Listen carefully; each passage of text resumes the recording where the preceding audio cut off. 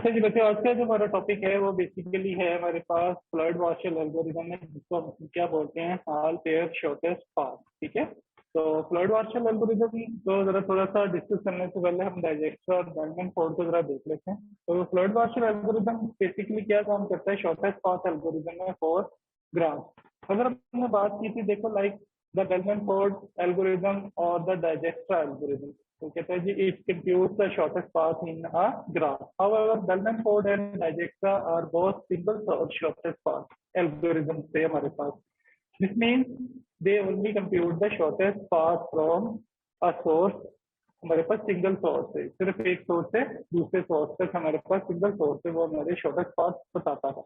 अब हमारे पास जो फ्लड वार्शल एल्गोरिदम है, कहता है on the other hand compute the shortest distance between every pair of vertices in the input graph. तो इसको हम क्या बोलते हैं, ऑल पेयर शॉर्टेस्ट पाथ बोलते हैं।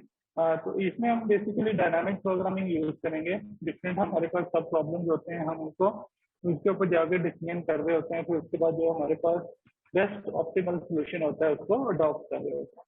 So Floyd Marshall algorithm is used to find the shortest path between all pair of vertices in a graph. Where each edge in the graph has a weight which is positive or negative. दोनों हो सकते हैं, positive भी हो सकते हैं और negative भी। तो बिगेस्ट एडवांटेज जो है फ्लॉयड मार्शल एल्गोरिथम का of using this algorithm is that all the shortest distance between any two vertices could be calculated in order of V square, यानी कि एम स्केयर टाइम के अंदर हम उसको कैलकुलेट कर सकते हैं। इसको भी हम जरा देखेंगे जरा डिटेल में कि हम कम्प्लेक्सिटी किस तरह से फाइंड आउट करेंगे, क्योंकि फ्लड वार्शल जो एल्गोरिदम है इसके अंदर हमारे पास 3 फॉर लूप्स यूज होते हैं। तो वो मैं डिस्कस करता हूँ। तो उन 3 फॉर लूप्स की बेस के ऊपर हम लोग जो इसकी कम्प्लेक्सिटी फाइंड कर रहे होते हैं वो ऑर्डर ऑफ एन स्केयर होती है। Where V is the number of vertices in the graph. आगे फ्लड वार्शल एल्गोरिदम को जो है वो डिफरेंट नामों से देख रहे होते हैं। इसमें हमारे पास सबसे पहले फ्लॉयड एल्गोरिदम आता है, रोए फ्लॉयड एल्गोरिदम आता है, रोए वार्शल एल्गोरिदम आता है, और YWFI एल्गोरिदम। ये डिफरेंट नेम्स हैं फ्लॉयड वार्शल एल्गोरिदम के। तो कहते हैं कि algorithm follows the dynamic programming approach to find the shortest path. हम इसके अंदर डायनामिक प्रोग्रामिंग अप्रोच यूज कर रहे होते हैं। अब इसमें हम हमारे पास देखो कि डायनामिक प्रोग्रामिंग बेसिकली, इसको भी जरा थोड़ा सा हम डिस्कस करते हैं जरा कि ये डायनामिक प्रोग्रामिंग क्या होती है। तो Floyd Warshall algorithm is an example of dynamic programming. It breaks the problem down into smaller sub problem, then combine the answers of those sub problems to solve the big initial problem.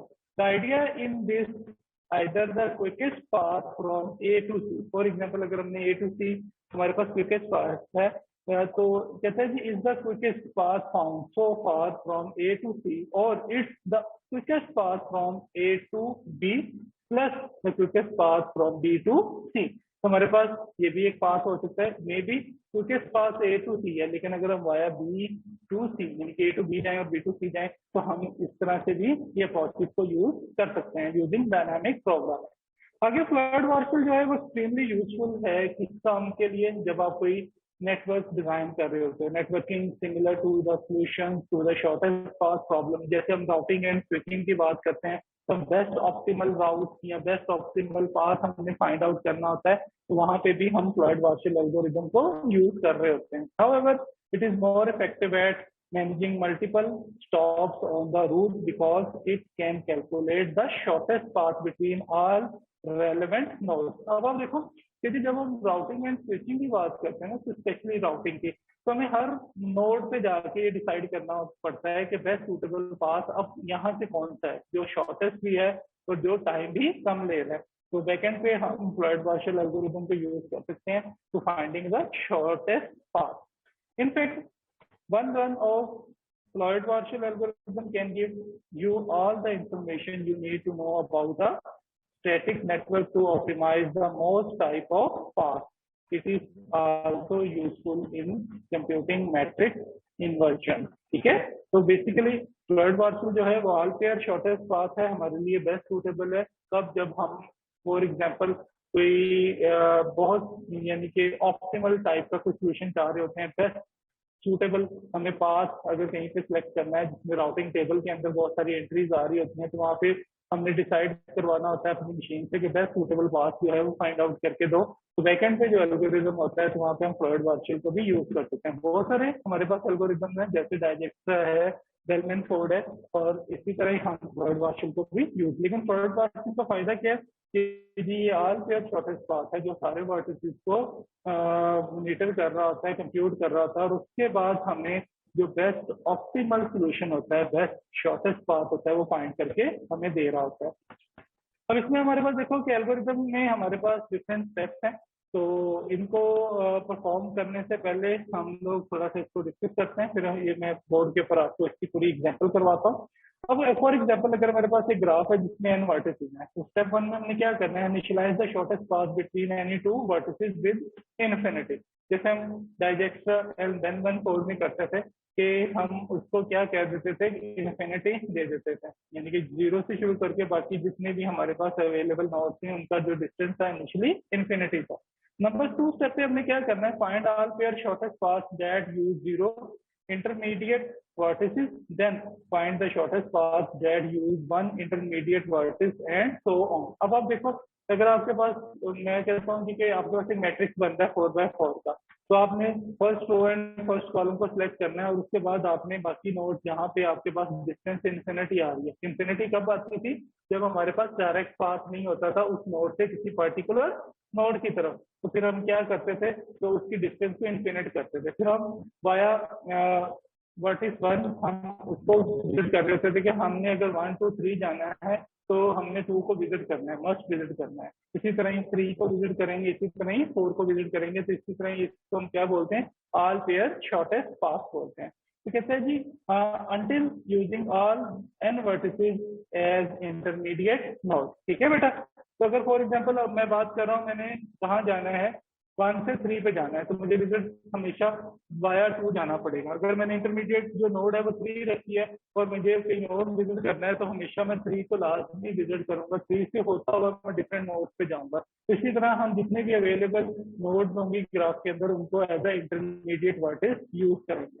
फिर step 3 पे हम क्या करेंगे, minimize the shortest path between any two pair in the previous operation, यानी कि जो previous आ चुका होगा उसकी बेस पे हम नेक्स्ट करेंगे। फिर हम second row and second column select कर लेंगे, फिर उसके बेस के ऊपर जो मैट्रिक्स आएगा उसकी बेस पे हम फिर third row and third column को सिलेक्ट करेंगे, एंड एटलीस्ट अगर 4x4 का मैट्रिक्स है तो हम फिर fourth row and fourth column को सिलेक्ट करेंगे। इसके बाद जो हमारे पास पूरा एक मैट्रिक्स आएगा वहां पे जो हमारे पास डिस्टेंस आएगी वो शॉर्टेस्ट पाथ डिस्टेंसेज होंगी। ठीक है, अब इसमें आप देखोगे तो minimize the shortest path between any two pair in the previous operation. Step 4 में वो क्या करना है, for any two vertices i and j, जैसे हम u एंड v कह रहे थे, यहाँ पे हम क्या बोलेंगे, i एंड j बोलेंगे।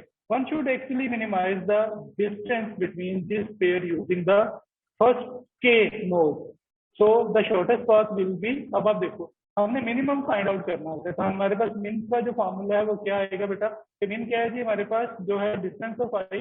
अब फॉर एग्जांपल k मैंने इंटरमीडिएट वर्टिस रख लिया है, मैंने क्या करना है, i to k plus k to j। यहाँ पे देखो के जी मैंने डिस्टेंस फाइंड करना है इसका i टू j का, लेकिन मैंने किसको फॉलो करना है, इंटरमीडिएट k को, तो मैं क्या करूंगा, i to k plus distance of k to j, यानी कि पहले मैं i टू k जाऊंगा फिर k टू j जाऊंगा। तो जो मेरे पास शॉर्टेस्ट पाथ आएगा वो बेसिकली क्या होगा, इक्वल टू डिस्टेंस किसका होगा, i टू j का। डी बचा, यहाँ तक समझ आइए कि जो मिनिमम डिस्टेंस फाइंड करना है किस तरह से, जो इंटरमीडिएट वर्टेक्स आएगा उसको हमने क्या बोल दिया, k बोल दिया।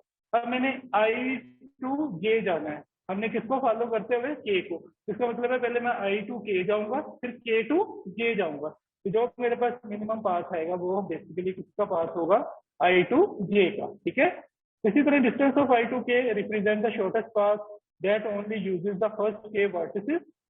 Distance of k to j यानी कि i टू k फिर हमने k टू j, तो बेसिकली ये क्या पाथ होगा, i टू j ही बन जाएगा। तो k to j represent the shortest path between the pair of k to j, as the shortest path will be a concatenation of the shortest path from i to k and from k to j। ठीक है बेटा, हमने i to k का path ले लेना है, फिर उसके बाद जो बात आएगा k टू j का, हमने इन दोनों को कंकैटिनेट कर लेना।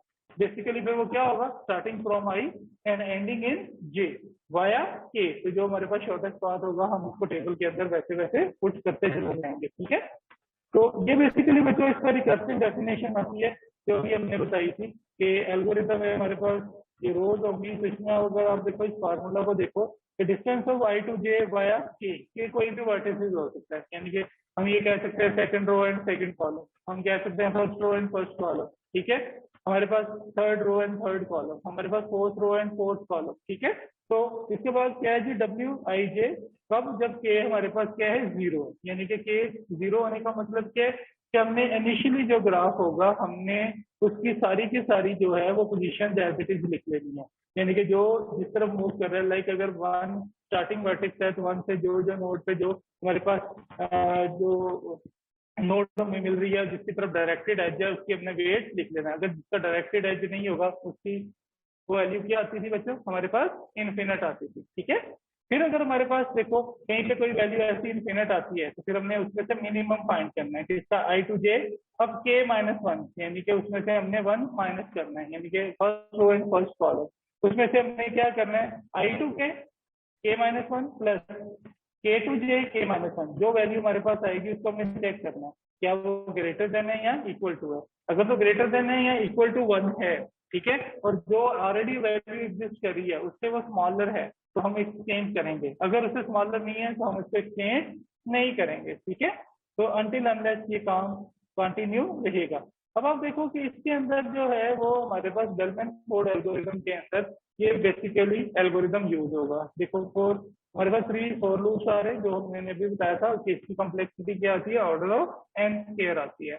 अब इसमें आप देखो कि फर्स्ट फॉर लूप जो है वो बेसिकली के लिए के वन से शुरू होगा, k less than equal to n और k plus plus. Second loop जो है वो आई के लिए चलेगा और वो भी एन और एन से लेस देन होगा। और थर्ड लूप हमारा जे के लिए चलेगा क्योंकि हमने 2 वर्टिसेस आई और जे के दरमियान में हमने शॉर्टेस्ट पाथ फाइंड करना है वाया के एनी वर्टिस हो सकता है, वो फर्स्ट भी हो सकता है, वो सेकंड भी हो सकता है, वो थर्ड भी हो सकता है और वो फोर्थ भी हो सकता है। यहाँ पे अगर आप देखो कि डिस्टेंस ऑफ आई टू जे क्या है, इज इक्वल टू मिन डिस्टेंस ऑफ आई जे किसके इक्वल है, आई टू के प्लस के टू जे। तो ये दोनों जब कंकेटिनेट होंगे प्लस करके अगर इस डिस्टेंस से उसकी वैल्यू जो है वो कम है तो हम उसको रिप्लेस करेंगे, अदरवाइज हम उसको सेम एज इट इज रहने देंगे, ठीक है।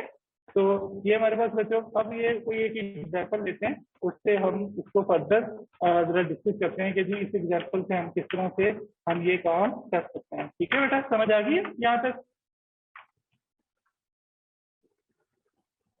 Yes sir. ओके अच्छा जी बच्चों, अब हम एक एग्जाम्पल पकड़ते हैं। एग्जाम्पल में हमारे पास ये 4 नोड्स हैं।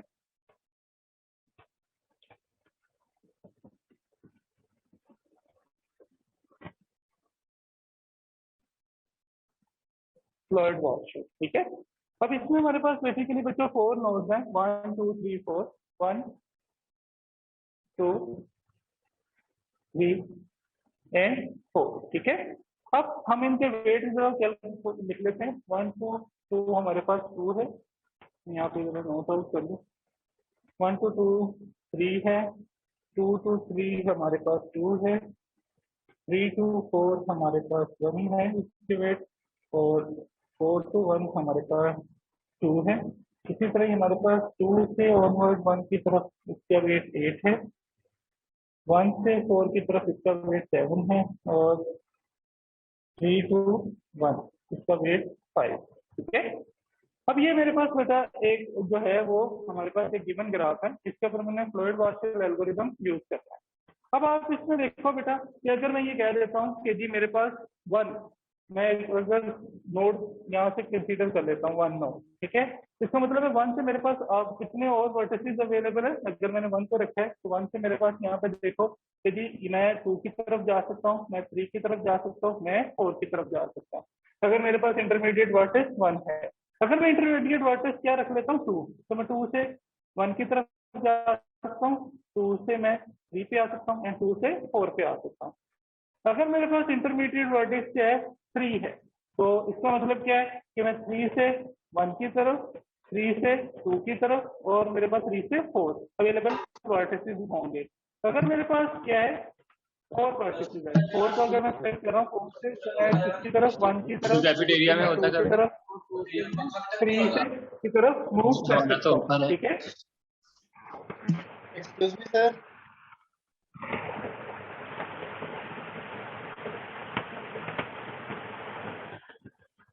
यहाँ तक समझ आ गई है? जी सर। ओके, अब हमने क्या करना है कि ए नॉट की बेस के ऊपर हमने A1 तो कैलकुलेट कर लिया, अब हमने A1 की बेस पे A2 कैलकुलेट करना है। तो यहाँ पे मैं इसको कर लेता हूँ। तो यहाँ पे अगर आप देखो, अब ये कॉलम हमारे पास मैट्रिक्स नहीं, अब जो अपडेटेड मैट्रिक्स है हम उसको लेंगे। तो जब A2 की बारी आएगी तो A2 का मतलब क्या है कि हमारे पास यहाँ पे second row and second column होगा, और हमने उसके बाद हमने अब second row and second column लिखना है किसके लिए, A2 के लिए। ठीक है, तो मैट्रिक्स में हम यहाँ पे लिख लेते हैं 1 2 3 4 1 2 3 एंड 4। अब आप देखो 1 to 1 तो 0 होगा। ठीक है, हमारे पास सेकंड रो हमारे पास क्या है 8, यहाँ पे क्या आ रहा है 0 2 एंड 15। ठीक है, सेकंड कॉलम पे हमारे पास क्या आ रहा है 3 0, यहाँ पे 8 एंड 5। अब जो ये रिमेनिंग है यहाँ से हमने पाथ सिलेक्ट करना है। अब हमने जो मिसिंग है, यानी कि हमने 1 से 3 पाथ लिखना है, हमने 1 से 4 पाथ लिखना है वाया 2। ठीक है, तो यहाँ पे अब हम इसको कैलकुलेट करते हैं कि जी किस तरह से कैलकुलेट होगा। और देखो हमारे पास क्या 1 से 3 है, हमने 1 से 3 आना है वाया 2। इसका मतलब है 1 से 3 का मतलब है 1 से 2 प्लस हम 2 से 3 पे आएंगे। 1 से 3 हमारे पास यहाँ पे देखो 1 से 3 क्या है, इनफिनिट है। ठीक है, 1 से 2 हमारे पास क्या आ रहा है 1 से 2 3 है, प्लस 2 to 3 2 to 3 हमारे पास क्या है 2 है। 5 इनफिनिट ग्रेटर देन 5 5 बेहतर ऑप्शन है, तो हमने यहाँ पे इनफिनिट की जगह पे क्या लिख दिया 5 लिख दिया। ठीक है बेटा, आगे देखते हैं 1 to 4। ठीक है, इसका मतलब है 1 से 2 पे जाएंगे प्लस 2 से 4 पे आएंगे। 1 से 4 हमारे पास क्या है 7 है, 1 से 2 हमारे पास 3 है, प्लस 2 to 4 हमारे पास क्या है 15 है। तो आंसर क्या बनेगा, ये हमारे पास 18 आ जाएगा। तो दैट इज 7 लेस देन 18।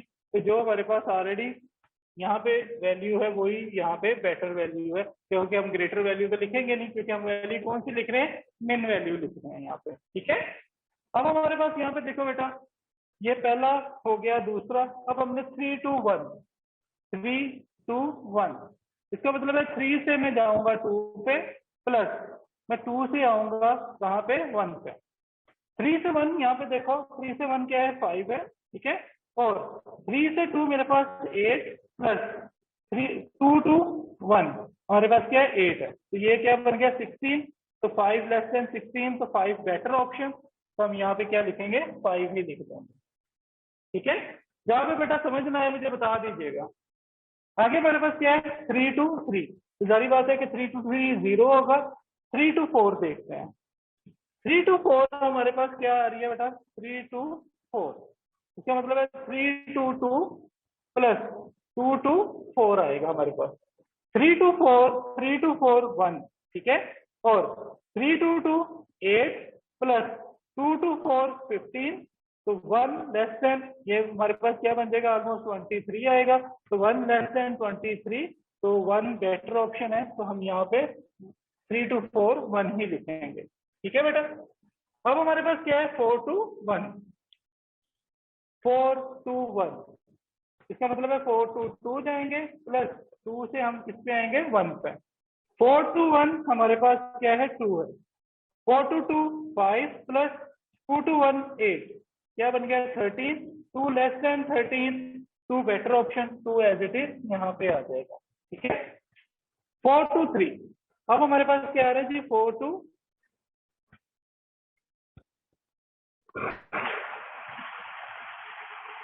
जी बच्चों, अब हम पहुंच गए थे यहाँ पे 4 to 3 पे।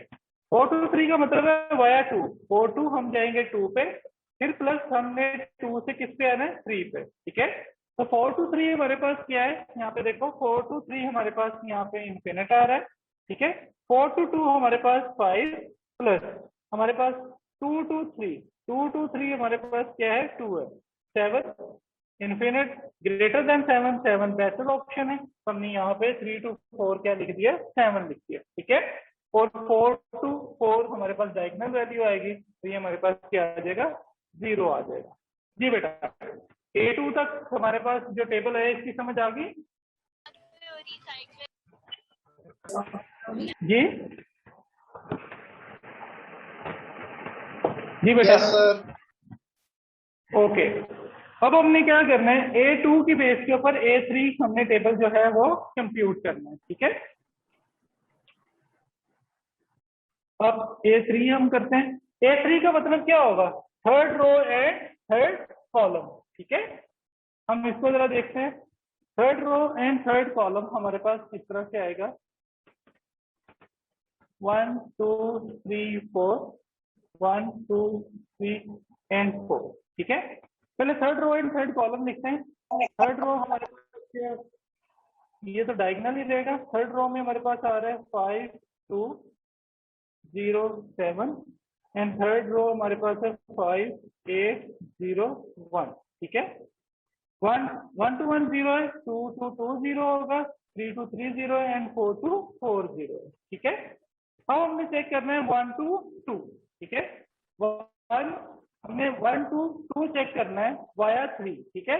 इसका मतलब है 1 से 3 पे जाएंगे, प्लस हम 3 से 2 पे आएंगे, ठीक है। अब हमने इस टेबल से एंट्रीज देखनी है और A3 में हमने मैप करनी है। अब यहाँ पे हमारे पास देखो कि जी A1 to 2, 1 2 हमारे पास क्या आ रहा है, 1 to 2 हमारे पास क्या वैल्यू है, 3 है, ठीक है। अब हमने 1 से 3 देखा तो क्या है, 5, प्लस 3 to 2, 3 to 2 हमारे पास क्या आ रहा है, 8, तो डेफिनेटली ये 13 होगा। तो 3 लेस देन 13, तो 3 बेटर ऑप्शन है, तो हम यहाँ पे 3 ही रखेंगे इसको, ठीक है। इसके बाद हमारे पास है बेटा वैल्यू यहाँ पे 1 to 4, 1 से 4 पे। तो 1 से 4 का मतलब है हम 1 से जाएंगे 3 पे, प्लस हम 3 से जाएंगे 4 के ऊपर, ठीक है। अब हमारे पास 1 to 4 क्या है, यहाँ पे देखो 1 to 4 है 7, 1 से 3 है हमारे पास 5, प्लस 3 to 4 हमारे पास है 1, ठीक है। तो 7 ग्रेटर देन 6, तो 6 बेटर ऑप्शन है, तो हम 7 की जगह पे यहाँ पे क्या पुट करेंगे, 6 पुट कर देंगे, ठीक है बेटा।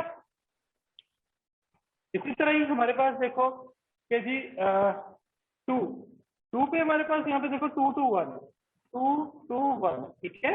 इसका मतलब है 2 से जाएंगे 3 पे, प्लस 3 से आएंगे वापस 1 पे, ठीक है। तो 2 to 1 हमारे पास क्या है, 2 to 1 हमारे पास है 8, 2 से 3 हमारे पास है 2, प्लस 3 to 1 हमारे पास है 5, ठीक है। यहाँ पे देखो 7, यहाँ पे 8 आ गया, तो 8 ग्रेटर देन 7, 7 बेस्ट ऑप्शन है, तो 8 की जगह पे यहाँ पे क्या वैल्यू आ जाएगी, 7 आ जाएगी, ठीक है। इसी तरह ही हमारे पास यहाँ पे देखो, अब थर्ड हमारे पास कंप्लीट है, 4 to 1, ठीक है। 4 to 1 इसका मतलब है 4 से जाएंगे हम 3 पे, प्लस हम 3 से वापस आएंगे किस पे, 1 पे।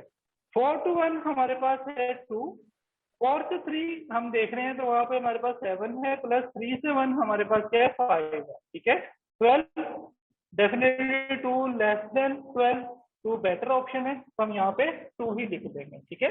अब 2 से 2 देखते हैं, 2 से 4 to 2, 4 to 2, this one 4 and 2, 4 से 3 पे, प्लस 3 से वापस 2 पे। 4 to 2 हमारे पास है बेटा 5, और 4 से 3 हमारे पास है 7, plus 3 to 2 8, 15, definitely 5 less than 15, 5 is a better option, हम यहाँ पे 5 लिखते हैं, ठीक है। अब आप देखो कि third row and third column के बाद हमारे पास जो मैट्रिक्स आया है A3 वो इस पोजीशन में आ गया। अब हमारे पास जो लास्ट मैट्रिक्स है वो क्या रह गया, A4 रह गया, यानी कि fourth row and fourth column वाला, ठीक है बेटा। जी यहाँ तक समझ आ रही है बेटा? Yes yes sir. Sir. Sir वो Okay. सेकंड रो और फोर्थ कॉलम रह गया हुआ है। सेकेंड रो, ओके, ओहो मुझे मैंने रेस कर दिया, चलो एनीवे मैं देख लेता हूँ। ये था हमारे पास second row and fourth column वाला, बेटा इसकी वैल्यू आती है हमारे पास यहाँ पे 3, ठीक है, यहाँ पे 3 आती है। अब हम A4 की बात करते हैं। A4 पे वही मैट्रिक्स बनाते हैं, 1 2 3 एंड 4, 1 2 3 एंड 4। अब हमने 4th row and 4th column, ठीक है, तो 4th रो पहले कॉलम लिख लेते हैं। यहाँ पे 6 है, 3 1 0, और यहाँ पे हमारे पास क्या वैल्यू आ रही है, 2 5 7 0, 1 2 1 0 है, ठीक है, 2 2 2 0 आएगा, 3 2 3 0 आएगा, ठीक है। बाकी हम इसको कंप्यूट करते हैं जरा जल्दी से कि ये किस तरह से हमारे पास वैल्यूज आ रही हैं। अब यहाँ पे आप देखो कि मैं यहाँ पे कैलकुलेशन कर लेता हूँ, 1 से 2 वाया 4, 1 से 2 वाया 4, इसका मतलब है 1 से 4 प्लस 4 to 2, ठीक है। 1 से 2 हमारे पास क्या है, यहाँ पे 3 है, ठीक है। 1 से 4 हमारे पास 6 प्लस 4 to 2 हमारे पास क्या है, 5। इसका मतलब है ये ग्रेटर ऑप्शन है, ये लास्ट है, तो 3 ही एज इट इज आ जाएगा, ठीक है। अब हम देखते हैं जी 1 से 3, 1 से 3, फिर हम जाएंगे 1 से 4 पे एंड 4 to 3, ठीक है। 1 से 3 हमारे पास क्या आ रही है बेटा, 5, और 1 से 4 हमारे पास है 6। जब यही ग्रेटर हो गया तो इसका मतलब है ये स्मॉलर वैल्यू होगी, तो 5 बेटर ऑप्शन, हम 5 यहाँ लिख लेते हैं, ठीक है बेटा। आगे नेक्स्ट है जी हमारे पास 2 to 1, 2 to सर 1। जी बेटा। सर हमारा स्टार्ट का लेक्चर स्टार्ट होने वाला है अभी। अच्छा बेटा, फिर 5-7 मिनट दो मुझे, ठीक है। 2 to 1, अब इसका मतलब है 2 से हम जाएंगे 4 पे, और उसके बाद प्लस हम क्या कर रहे हैं जी 4 से 1 पे। 2 to 1 हमारे पास क्या है बेटा, 7, ठीक है। 2 to 4 हमारे पास है 3, प्लस 4 to 1 हमारे पास क्या है, 2। अब आप देखो कि ये 5 है, ये 7 है, तो 5 बेटर ऑप्शन, हम यहाँ पे 5 लिख देते हैं। अब हमारे पास क्या है बेटा, 2 से हमने किस पे आना है, 3 पे। इसका मतलब है 2 to 4 एंड 4 to 3, ठीक है। हम यहाँ पे जरा देख लेते हैं, 2 to 3 हमारे पास क्या है, 2 है, 2 to 4 3 है। अब यहाँ पे देखो 2 से 3 2 है, और ये पहले 3 है, तो इसका मतलब है 2 हमारे पास बेटर ऑप्शन, तो ये हम 2 एज इट इज यहाँ पे लिख देते हैं, ठीक है। जल्दी से जरा मैं इसको कंप्लीट कर देता हूँ। आगे जरा देखो हमारे पास है बेटा इसी तरह ही 3 to 1, 3 से 1, इसका मतलब है 3 से हम जाएंगे 4 पे, प्लस 4 से हम आएंगे 1 पे। 3 से 1 हमारे पास क्या है, 5, 3 से 4 हमारे पास है 1, प्लस 4 to 1 हमारे पास है 2, तो 3 बेटर ऑप्शन, यहाँ पे हम क्या लिख देंगे, 3 लिख देते हैं। और 3 से 2 का मतलब क्या है जी, हमारे पास 3 to 4 एंड 4 to 2।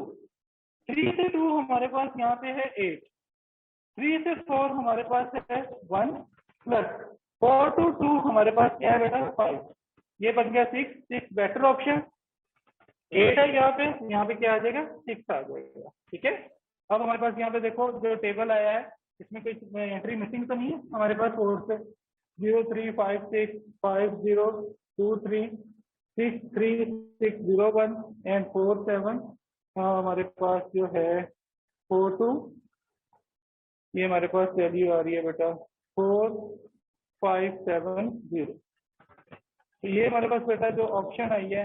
अब यहाँ पे हमारे पास देखो कि जी ये हमारे पास जो मैट्रिक्स आया है, ये हमारे पास ऑल पेयर शॉर्टेस्ट पाथ आ चुका है हमारे पास। यहाँ तक चीजें बेटा समझ आ गई, जल्दी से बताएं जरा। Yes, sir. ओके, अब यहाँ पे बेटा मैं आपको इसकी टाइम कम्प्लेक्सिटी थोड़ी सी बता देता हूँ कि टाइम कम्प्लेक्सिटी कितना से कैलकुलेट हुई है दिस वन, ठीक है।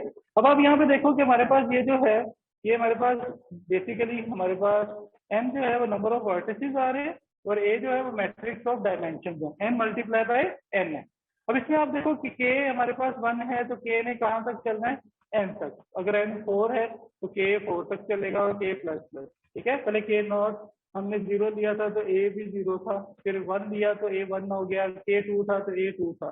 तो एक लूप हमारे पास बेटा ये आ गया, दूसरा लूप हमारे पास ये वाला आता है, ठीक है। तो तीसरा लूप हमारे पास j का आता है। तो यहाँ से हमने i to j हमने वैल्यू कैलकुलेट करनी होती थी, इसमें से हम मीन क्या करते थे, a k-1 i to j किसके इक्वल था, के हमारे पास -1 I2K प्लस K2J। तो ये जो हमारे पास 3 लूप चल रहे हैं, तो बेसिकली ये 3 लूप्स की बेस के ऊपर हमारे पास जो है वो इसकी जो कम्प्लेक्सिटी आती है, जनरली जो मैट्रिक्स आता है वो ऑर्डर ऑफ n स्क्वायर आता है कि 3 लूप चल रहे हैं, इसकी बेस के ऊपर हम क्या करते हैं, इसको कैलकुलेट कर लेते हैं। ठीक है, तो इस तरह से हमारे पास इसकी कम्प्लेक्सिटी है वो ऑर्डर ऑफ हमारे पास क्या है, n³ है। और इसकी जो टाइम कम्प्लेक्सिटी है मैं आपको वो भी बता देता हूँ। यहाँ पे देखो कि जी there are the 3 loops, each loop has the constant complexity, so the time complexity of fluid Warshall क्या है, order of n square है। और इसकी जो स्पेस कम्प्लेक्सिटी है वो क्या है, ऑर्डर ऑफ n स्क्वायर आएगी। तो n³ इसकी टाइम कम्प्लेक्सिटी है, ऑर्डर ऑफ n स्क्वायर इसकी क्या है, आपके पास स्पेस कम्प्लेक्सिटी है। और ये इसकी डिफरेंट एप्लीकेशन है जहाँ पे ये हम फ्लूइड वार्शल एल्गोरिथम यूज कर सकते हैं। ठीक है, अब यहाँ पे बेटा हमने बेसिकली, मैं आपको एक एग्जांपल देता हूँ, आप लोगों ने वो इसको सॉल्व करके आज जैसे प्रीवियस प्रैक्टिस होती है हमारी, तो वो आपने सेंड करना है हमने। तो एक मैं जल्दी से आपको ग्राफ बना देता हूँ, तो ये ग्राफ आपने सॉल्व करना है। ठीक है, यूजिंग फ्लूइड वार्शल एल्गोरिथम।